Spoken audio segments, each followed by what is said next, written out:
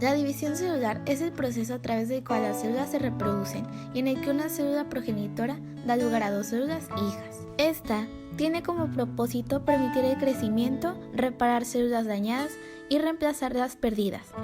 La célula eucariota se caracteriza por ser más compleja que la procariota, ya que en esta se presentan dos tipos de división celular. El primero se emplea para la reproducción asexual y se denomina mitosis, la cual permite la reproducción de las células llamadas somáticas. Estas son genéticamente idénticas a la célula madre que les dio su origen y son necesarias para reparar tejidos, entre otras características. Las células procariotas son más pequeñas que las eucariotas. Tienen una estructura interna bastante sencilla.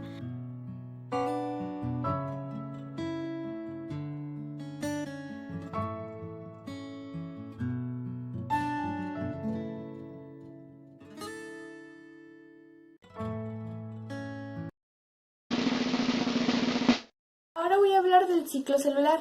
El ciclo celular es el conjunto o serie de eventos sucesivos de crecimiento y división que la célula transita a lo largo de su vida. Está dividido en tres fases: interfase, mitosis y citocinesis. La interfase está conformada por fase G1, fase S y fase G2. En la fase G1 la célula está en crecimiento. En la fase S la célula sigue en crecimiento y el ADN se duplica. Y por último, en la fase G2, la célula sigue creciendo y se prepara para ser dividida. Ahora hablaremos de la mitosis, que es un proceso de división celular, el cual está más específico para las células eucariotas, el cual consta de 4 fases, que es la profase, metafase, anafase y por último telofase. La primera fase, que es profase, esta es la más larga y la más extensa, y por más decirlo, la más complicada. A pesar de todo esto, los eventos más importantes ocurren dentro de esta, que es principalmente se desaparece el nucleolo. Sucesivamente aparece lo que es el uso mitótico o microtúbulos, que es una serie de redes que estas mueven a los que son los cromosomas, que se vuelven cromátidas más adelante. En la metafase. En la metafase, ya como sabemos, estaba una red de microtúbulos, pues los cromosomas se mueven entre ellos. Entonces lo que pasa es de que todos esos cromosomas se ponen en una línea horizontal en medio de la célula.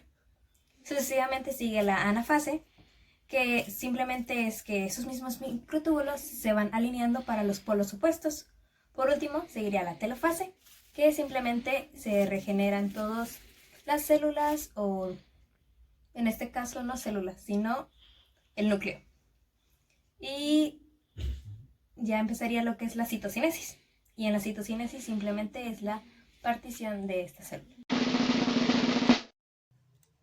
Regulación del ciclo celular. Bueno, en este apartado veremos los que son los puntos de control. Estos permiten que la corrección y la verificación del ciclo celular. Existen 3. El primero es el punto G1. En este se decide si la célula podrá continuar con el proceso o se eliminará. También se verifica que el material genético venga en buen estado. En el caso de que no venga en buen estado, se liberará una proteína denominada P53, la cual está capacitada para detener el ciclo en ese momento. A esta acción se le denomina apoptosis, la cual se define como la acción o la muerte de esa célula instantáneamente. Después viene el punto G o punto de control G2. En este punto se verifica el ADN tenga todos sus cromosomas, que esté en partes iguales para que tenga la división de 2 células hijas. Después está el punto de control M. En este se revisa que todos los cromosomas estén unidos en el uso mitótico y alineados con el ecuador. Ciclinas. Bueno, este es un proceso que va regularizado, va conjunto con una proteína. Acordémonos que una proteína es un conjunto de aminoácidos en sí, y también va de la mano las enzimas, que se utilizan más biológicamente, las cuales te ayudan a que algo suceda o un proceso biológico suceda más rápido y necesite menos energía. Las quinasas son prácticamente enzimas que van a agregar un fosfato. Estos se utilizan para estimular o inhibir una función. Y las ciclinas son llamadas así gracias a sus niveles y van durante todo el ciclo celular. Y pues las quinasas van de la mano con las ciclinas para desactivar o activarlas. En el caso de que alguna proteína no realice su función o lo hace de manera inadecuada, provoca fallas en el mecanismo de control del ciclo celular. ¿Qué quiere decir? Si alguna no hace bien su trabajo, podría haber un fallo en el ciclo celular, lo cual causaría que la célula muriera. Bueno, el cáncer. El cáncer es una enfermedad caracterizada por el crecimiento desmedido de las células. ¿Qué quiere decir? Estas células crecen y crecen y crecen sin que tengan ninguna regulación alguna. Estas células cancerígenas lo que hacen es crear o invadir otras células iguales a ellas, y esto conlleva a que se hagan tumores. Estos tumores a la larga dañan lo que son órganos, tejido, y eventualmente se van o se dispersan hacia todo el cuerpo. A este acto se le conoce como metástasis. Existe otro que es la angiogénesis, que se caracteriza por generar propios factores de crecimiento y sustancias que estimulan a las células a dividirse y crear más. El cáncer está también asociado a las mutaciones en los genes. Pueden ser heredadas, o sea, mutágenos o carcinógenos. Mutágenos, que exista algún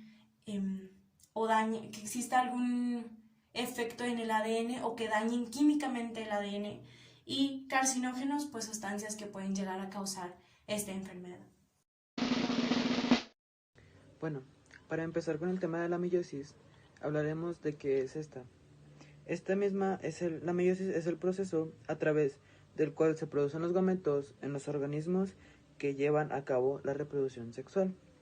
A este tipo de división dota a cada uno de los gametos con la mitad del número de cromosomas, o sea, genera células sexuales haploides. Bueno, hablando también de la meiosis, existe el proceso de la gametogénesis, es el cual intercede en la misma meiosis, ya que reduce los cromosomas a la mitad y así da lugar a una nueva célula llamada gameto.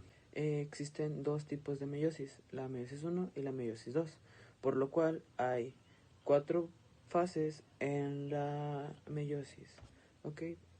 Y como existe meiosis 1 y meiosis 2, también existe profase 1 y profase 2, metafase 1 y metafase 2, anafase 1 y anafase 2, y telofase 1 y telofase 2.